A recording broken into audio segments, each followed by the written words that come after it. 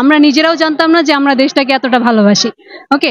তো এটা সবার মধ্যে এই জিনিসটা আমরা যেহেতু সামনে থেকে দেশে দেখতেছি যে আমাদের দেশের মানুষগুলা কিরকম নির্যাতিত হচ্ছে। সো ওই সময় আরকি ওই জিনিসগুলা কাজ করে না। বৈষম্য বিরোধী ছাত্র আন্দোলনে শিক্ষার্থীদের একটা সাফল্যপূর্ণ বিজয় শিক্ষার্থীদের মাধ্যমে। তারপর দেশের প্রশাসন যখন অচল হয়ে গেল, তারপরেও কিন্তু ট্রাফিক সহ দেশের বেশ কিছু দায়িত্বপূর্ণ জায়গাগুলো শিক্ষার্থীরা মেনটেন্স করছে খুব ভালোভাবে।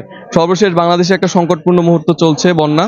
এখানেও শিক্ষার্থীরা মানে খুব ভালোভাবে এগিয়ে এসেছে। একজন শিক্ষার্থী হিসাবে এটা কিভাবে দেখছেন? আসলে তরুণরা বরাবর এরকম ছিল। তবে এই যে একতা আর এইটার এই সংগ্রাম যুদ্ধ দিয়ে মূলত আমরা নিজেরাও জানতাম না যে আমরা দেশটাকে এতটা ভালোবাসি। ওকে? তো এটা সবার মধ্যে এই জিনিসটা আমরা যেহেতু সামনে থেকে দেশে দেখতেছি যে আমাদের দেশের মানুষগুলা কিরকম নির্যাতিত হচ্ছে। সো ওই সময় আরকি ওই জিনিসগুলা কাজ করে না। যে ঘরে বসে থাকা। তো এটা সবার মধ্যে সেম জিনিসটা কাজ করতেছে যে আমার দেশ আর আমার কিছু করা উচিত। সো এই একটা তাড়না থেকেই সবাই মাঠে নামছে। কারণ আমাদের দেশটাকে সুন্দর করব জাস্ট এই স্বপ্ন নিয়েই কাজ করা। আগামীর বাংলাদেশ কেমন দেখতে যাচ্ছেন? আগামীর বাংলাদেশ যেমন দেখতে যাচ্ছি সেটা অলরেডি শুরু হয়ে গেছে। আমরা এভাবেই দেখতে চাই যে পারস্পরিক সহযোগিতা একে অপর আগাবো। আমাদের প্রধান যে দায়িত্ব থাকবে তরুণরা সেখানে অংশগ্রহণ করবে এবং শিশুরা, যুবকরা স্বাচ্ছন্দ্যে তারা চলাফেরা করবে। পড়াশোনার একটা সুন্দর পরিবেশ থাকবে, চিকিৎসা থাকবে এবং কি সবাই হ্যাপি লাইফ লিড করবে। জাস্ট এটাই চাই। শিক্ষার্থীদের এই উদ্যোগ দারুণ কাজে আসছে বর্তমান বাংলাদেশের প্রেক্ষাপটে। বাংলাদেশ কিভাবে পুনরুদ্ধার করা যায়, বাংলাদেশ কিভাবে নতুন করে সাজানো যায়, এজন্য বর্তমান তরুণ সমাজ খুব সুন্দরভাবে কাজ করছে।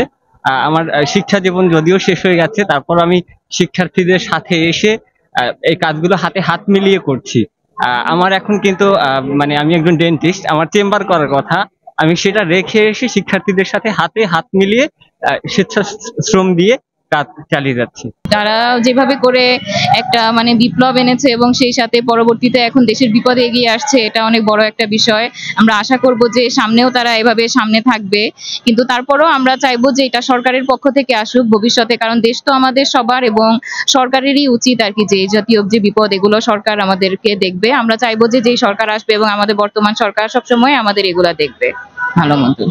এটা অনেক বড় একটা সাফল্য বলবো এবং তাদের পরিশ্রমকে আমি খুবই মূল্যায়ন করতেছি। এই কারণে মূল্যায়ন করতেছি যে এরা তাদের কোনো খাওয়া দাওয়া নেই, তাদের কোনো আরামের আয়েস নেই, তারা অলওয়েজ সর্বদাই পরিশ্রম করতে যাচ্ছে, অলওয়েজ পরিশ্রম করতেছে।